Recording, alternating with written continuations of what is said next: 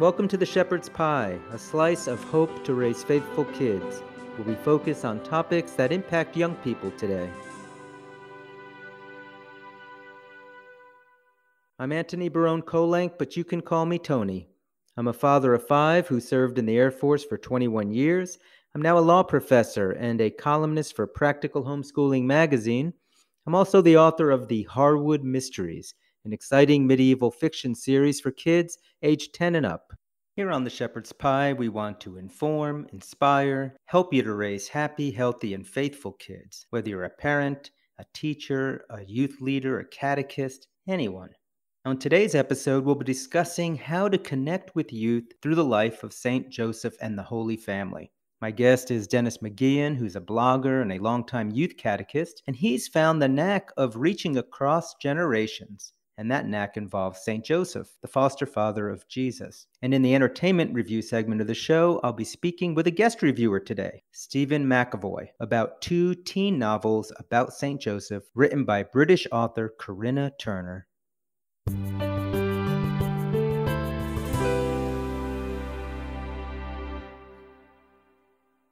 You know, I don't think of myself as being old.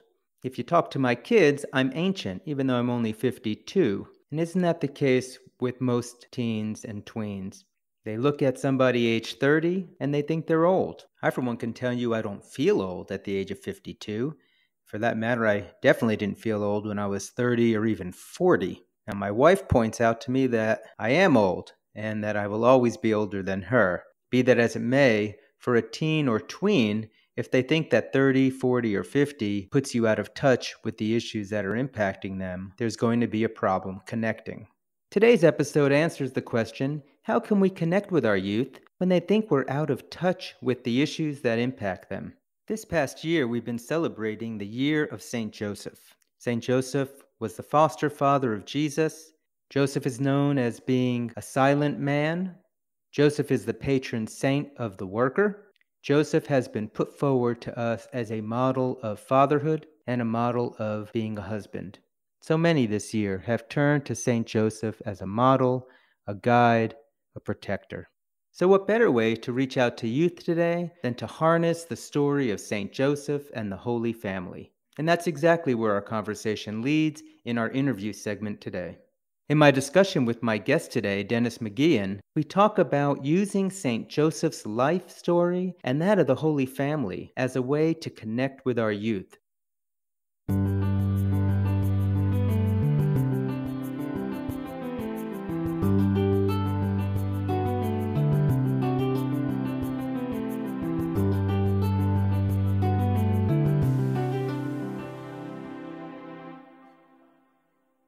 I am here today with Dennis McGeehan, who is a husband, a father of 8, who he homeschooled those children, a martial artist, freelance writer and author, a speaker, a catechist, just a man for all seasons, it appears. And welcome to the show, Dennis. Thank you, Tony. It's great to be here.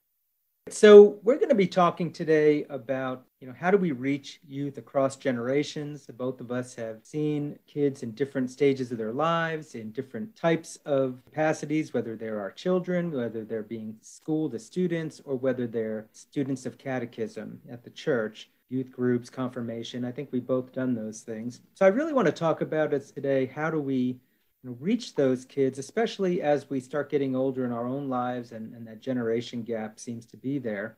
But before we get into that, you have such a fascinating background. I wonder if you could just introduce yourself to the listeners and just tell them a little bit about your stories.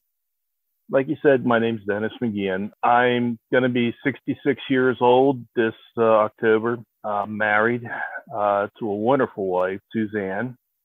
We have 8 children on earth and 1 who returned to God before she was born. As you said, I've served as a catechist at church, teaching everything from 3rd grade up to confirmation training with high school kids. Martial artist, I started studying judo at age 12. I was promoted up to 3rd degree black belt. I've taught at the college level. I've had my own schools. Grandfather of 2. I'm a freelance writer and author. I write about St. Joseph. I write about parenting matters, especially parenting special needs kids. because my wife and I, we have four of them. And I read about other matters that interest me. Yeah, so you've got a lot of different angles from which you have seen youth. But I know you also have a pretty compelling life story. What was your situation as a youth? Well, growing up, my father was an alcoholic. I can remember as if it happened just this morning. It was a bad day at home, and I ran to my mother's room, and my mom had a picture of the Blessed Mother, and I was 5 years old. I knelt down in front of that picture of Mary, begged her for help. It felt like somebody was draping a cape across my shoulders and my back. And then I promised myself that if I ever got married and if I ever had kids, that they were not going to deal with what I dealt with. We ended up getting away from my father when I was 12. And then I went through my teenage years, stopped going to church, went to college, and a friend who I had just met says, "Come on, we're going to church." And then the thought occurred to me, it might be a good place to meet girls. So I went to church with him, and at the end of Mass, the priest invited anybody interested to come back to the conference room where they were going to have a meeting for the Newman Society. But anyway, at that meeting, I met this girl, and that would have been 1974. And in 1983, we ended up getting married. Do you find that the background that you've had has helped you over the years to relate to youth? When I was working with kids and as a catechist, you learn things. Mom and dad are not together, or worse. I had kids in my judo class, single mom raising a preteen or teenage boy, and she wants me to teach him discipline because she can't discipline him anymore. I ran into that. When I was teaching CCD, sometimes you get kids in there that they have absolutely no desire to be there. They come from, rough home backgrounds, and you feel like it's going to be impossible to get them interested. What did you do to try to, bridge that gap with them? Well, it was definitely on a kid-by-kid basis. And I tried to present the story, especially the story of the Holy Family, as if they were a real family, because a lot of times it seemed like they couldn't relate at all. And I said, well, remember, Joseph had to get up in the middle of the night and take Jesus and Mary to Egypt because the ruler of the country was trying to kill Jesus. I said, that's pretty bad. At that point, they were homeless, which kids could relate to. Then they had to go to Egypt, which was a strange land with a strange language. And then Joseph had to start all over again, developing his business as a carpenter. I said, if your dad has lost his job or his mom has lost his, Joseph essentially lost his job. What I hear you doing are two things. One is you're really trying to show youth that Jesus and his family are very relatable to our own lives and problems. But the other interesting thing, and I know you write about St. Joseph, is it sounds like Joseph is somebody that resonates with you and that you try to have him resonate with, I guess, especially boys? Well, that goes back to when I was 5 years old, and I made myself that promise that I was going to be the best dad, best husband I could be. And then I meet and marry my wife, and we're married and we're expecting our first child around 1985. And it hit me, I ain't got a clue how to be a really good husband and father. And so I decided, who's the best dad that I can think of? And St. Joseph came to mind. So I began a study of St. Joseph, and that continues up to this day. We have been speaking with Dennis McGeehan, father, martial arts instructor, and author. So you were devoted to St. Joseph before it was cool, and we had our own year for him.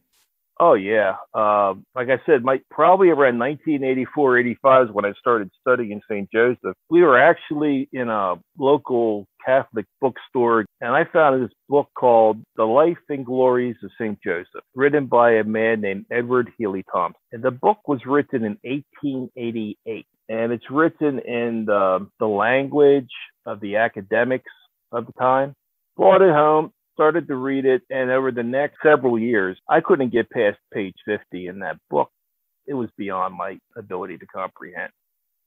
took at the Holy Hour with me. And I don't think I read more than 3 pages in an hour over the next several years. But there in front of the tabernacle, one paragraph, one sentence at a time, I began to understand what the author was saying about St. Joseph. And it blew me away because I'm a cradle Catholic and I never heard any of this stuff before. What makes his book so interesting is it's not his thoughts or opinions. It's based on the teachings of some 16th century, 17th century Spanish theologians. And their writings are based upon some guys named Augustine, Irenaeus, St. Francis de Sales. So you were able to get in touch then finally with this idea of Saint Joseph, I guess, as a father. Yeah, Saint Joseph as a human being, as a real person, as a real man. And the person he had to be the spouse of Mary and the earthly father of Jesus. And did you find that by relating to Joseph like that and trying to convey that when you were teaching, it sounds like especially boys, that boys were responding to that? I think so, yes. I've talked to my own children, my sons, about it. And when I was teaching religion class, I would refer to St. Joseph a lot. And I mean, it wasn't like a miracle they changed into the most ardent CCD attending kid in history. It wasn't anything like that at all. But I knew they were listening because every so often I would say something one week, and then a couple of weeks later, one of the kids would ask a question related to what I had told them a couple of weeks ago. So it's like, aha, they are hearing what I'm saying. Again, speaking with Dennis McGeehan, author and homeschooling father of 8, catechist, and martial arts instructor for 40 years. What do you think resonated with them the most about Joseph? I think the fact that they finally realized, maybe for the first time, that Joseph had a hard life and their lives weren't always easy. I mean, when I was in Catholic school for 8 years, we were taught about the Holy Family, and we were taught a lot of prayers for Mary and for Jesus, and the teaching always concentrated on the spiritual realm. But the fact of the matter is that Jesus, Mary, and Joseph lived in the physical realm. Joseph worked as a carpenter. He got hot, he got dirty, he got sweaty. His muscles probably ached. Mary was cooking, cleaning, baking, sewing. Jesus was fetching water and wood and helping his father in the shop. They were doing hard physical work, and they were living in a country that was occupied with a murdering maniac on the throne in Herod. And Joseph, because he was descended from David, could lay a claim to the throne. And if word of that got out, that would have been a death sentence for Joseph. I can see how youth would really respond to this kind of discussion because, I mean, you're not preaching at them. You're not talking about how they should pray or should do anything. You're telling them a compelling story of real people. And in some ways, maybe that's part of what our kids are missing right now is they don't view church and God as real. They're not really connecting with them as real human beings who, walked the same path that they're walking in their lives. And it sounds like the more that you can make that connection, the more chance you have of connecting them to the Holy Family. That's what I tried to do. And like I said, I think I made a connection. I mean, the kids were normal kids. They were watching the movies and the TV shows that the kids were watching in the time. I remember one time we got into a discussion about superheroes. And I said, didn't deal with St. Joseph, but I said, what would you think about a person that could be in 2 places at one time? And they all looked at me like I was, what are you talking about? And I said, there's a man named Padre Pio. And there are witnesses that say he was here in Italy where he lived in the monastery. At the same time, he was at a meeting in another country. He could bilocate. And they looked at me like, we never heard of it. And that kind of got their attention. Now, you taught martial arts for a while with your school, and so you've seen a lot of youth, but that wasn't a religious environment. I'm just curious if you were able to use any of what you've been talking about to connect to your students to help them learn discipline and to help them mature. Actually, yes, and that's because I'm a judo student, a judo instructor. Judo was developed by a man named Dr. Jigoro Kano. in 1882. Dr. Kano was interested. He was an educator. He had a PhD in education. He was interested in a method of study that would improve the individual's character as a person. And also, if he got enough people improved, he thought we could improve society. So that was his goal. So when I was teaching judo, I stressed the importance of proper training. You take care of each other. And even if what randori, which is free fighting, where you're both trying to throw the other person and you're resisting as hard as you can not to get thrown, you do it in such a way that you still take care of each other. That winning at any cost is not the goal. In fact, winning at any cost is not judo. And I stress that. I think it had some impact because I've had parents who I've taught their kids to come back to me 10 or 15 years later and ask me, are you still teaching? We had another kid and I want you to be their instructor. What about when you were homeschooling and even as a grandparent and as a parent of boys, were you using stories of Joseph, stories of Jesus, the man, to teach lessons to them? The homeschooling situation was my wife did the primary teaching at home while I went to work because she was self-employed. I had a guaranteed paycheck. So for practical purposes, she did a large amount of the book work and such with the kids. In the evening, when I came home from work, I did the out of the house activities, the judo class, the scouts, we did community theater, and we did other things as a family. And I would stress the importance of doing things as a family. And then we would have work projects around the house, and we would do those projects together as a family, whether it was shoveling shale in the driveway to level it out, or building a fence in the yard, or painting the house, or dealing with emergencies. We were homeless for 6 months when we had a house fire, and that brought us closer together in many ways. We dealt with that as a family. And that was like the Holy Family. It was just Jesus, Mary, and Joseph, but they were doing things together, especially when Jesus was older. Stories from the early church about when they were in Egypt, and then the teachings of the church fathers about Jesus helping Joseph in the carpenter shop and things like that. And we're speaking to Dennis McGeehan, a author, homeschooling father of 8, and a man who writes about St. Joseph. Let me ask you, as we head into just our final few minutes here, what advice might you have to especially adults who are a little bit older and are trying to connect with youth, whether it be in their youth group or with their grandkids? Do you have any advice that you've learned that you could share with them on how to be more effective in that way? The best advice I can give anybody is that something's important to you that you want your children or grandchildren to do, then they have to see you doing it. If you want them to pray, they need to see you pray, and ideally you should take the time to pray with them. If you want them to go to church, you need to get yourself to church. If you want to teach them to love, to be a loving husband and father, and that can be tough. Love can be exhausting. It means doing things that need done when you really don't want to do them, and trying to do them with a smile on your face or a gentle heart. They'll see that, and that'll have more of an impact than any words that you can say. All right, Dennis, I've really enjoyed our conversation today. Before we wrap up, I know that you, as an author, have put out some books. Can you speak to those books? So if our listeners have any interest in, especially Joseph? Yes, I've written 2 books. One is called The Diaries of Joseph and Mary. The book is composed of 2 parts, where the first part is diaries entries from the time when Joseph was a small child and Mary was a small child. And then in the back of the book, there's an appendix, 101 questions and answers about St. Joseph. I also have an ebook out that I put out a long time ago, How to Select the Best Martial Arts Class for Your Child.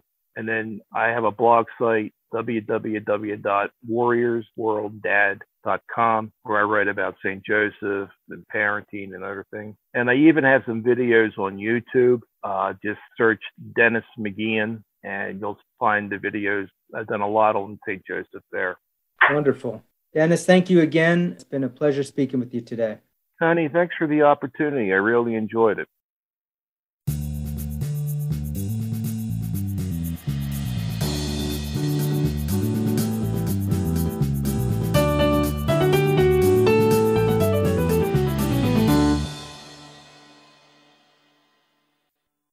This week, I have a guest reviewer for the entertainment review segment of the show. Stephen Mcavoy is an avid blogger and book reviewer who reads over 150 books a year. He has over 200 book reviews published, and his blog, bookreviewsandmore.ca, is viewed by thousands of readers each week. He's a husband and a father of 4. And oh, by the way, he also has time for a day job as an IT specialist. Stephen, welcome to the show. Thank you. So you are here today to review 2 books by a wonderful author who I know from the United Kingdom, Corinna Turner, Old Men Don't Walk to Egypt, and a novella called Do Carpenters Dream of Wooden Sheep, both about St. Joseph in some way. So let's start this by talking about Old Men Don't Walk to Egypt. What is the premise of that book?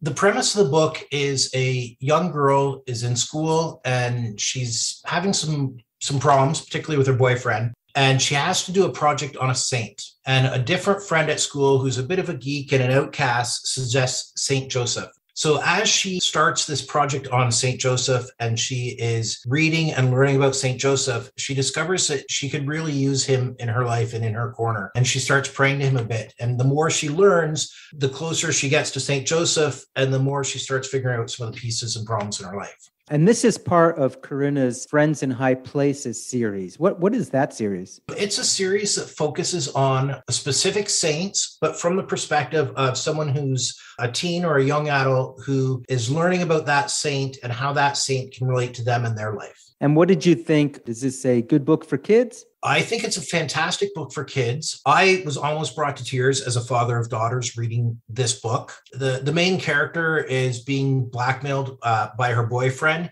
because she sent him one picture of herself in a towel trying to look cute. And he's now asking for more pictures and threatening to send these pictures to the school. And she doesn't know how to handle this. What age range would you recommend for this book?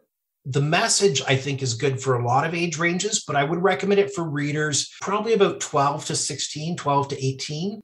And so what is it you really liked about this book? What I liked is the fact that the young girl realizes that she's struggling. She's afraid to tell her mom what's going on because she's a fear of how her mom's going to take it and handle it. But she does have this one good friend that is a very devout Catholic who's encouraging her not only in her project academically and in her life, but also encouraging her to do the right thing and talk to her mother and bring these things to light. Also, as I mentioned, as a father of daughters, even just reading it from that perspective, it was deeply moving. And does St. Joseph make an appearance in the book anywhere? He does in a couple of different ways. The book kind of runs in 2 parallel paths. One is the main character's story as she is working through her life. The second is as she learns about St. Joseph, she's having dreams. And the more she learns about him, the more she changes her own life. Is there anything in this story parents should be concerned about?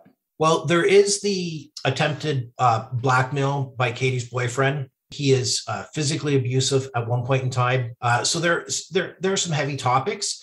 I think it would be a great book to either have a child read and then discuss with them or to read with the child. All right. Now, this isn't the only St. Joseph book that Corinna has recently released. She also has this novella, Do Carpenters Dream of Wooden Sheep. What is that about?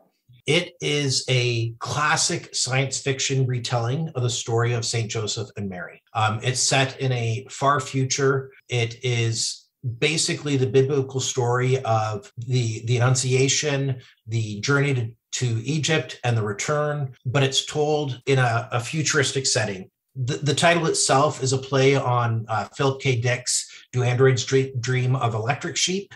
And that was the short story that Blade Runner was based on? Yes, that's correct. Does she bring in Blade Runner any other way? Not really. It's more the the title and the growth. One of the interesting things in this story is that when Joseph and Mary head to Egypt, they're not alone. Joseph's brother is actually with them. And his story, which is completely fictionalized from Karina's perspective, Razim is his name, but it's a fantastic read. Yeah, and I did get a chance to read that one, and it's very, very science fiction. But because of that, you see the story that we are so familiar with and that we've heard so many versions and interpretations of in a very different way. And one of the great things that she does is at the end of this book, she has the complete scriptural account that we have of Joseph and these interactions and draws very closely from that true source. And what age range would you recommend for this novella? This one I could actually recommend to a younger age for strong readers that are into the science fiction genre. In my own youth, this would have been the type of story I would have read grade 5, grade 6, anywhere through towards the end of high school. And is there anything that parents would be concerned about with this one? While they are in Egypt, there is a little bit of persecution that they experience. So it is, again, it's a book that you could read and have a great conversation about, or it's a book that you could read and it's just a really good story. Wonderful. Well, we have been speaking with my guest reviewer this week, Stephen Mcavoy, avid blogger and book reviewer, about Corinna Turner's 2 books on St. Joseph, Old Men Don't Walk to Egypt and Do Carpenters Dream of Wooden Sheep. And you can find these books through the CatholicTeenBooks.com website, and I will have a link on my website to Corinna's books and to that website, as well as to our guest reviewer's blog. And what's the name of your blog, Stephen? Book Reviews and More. Well, thank you so much for reviewing these 2 books for us this week. You're welcome. It was a pleasure to be on the show.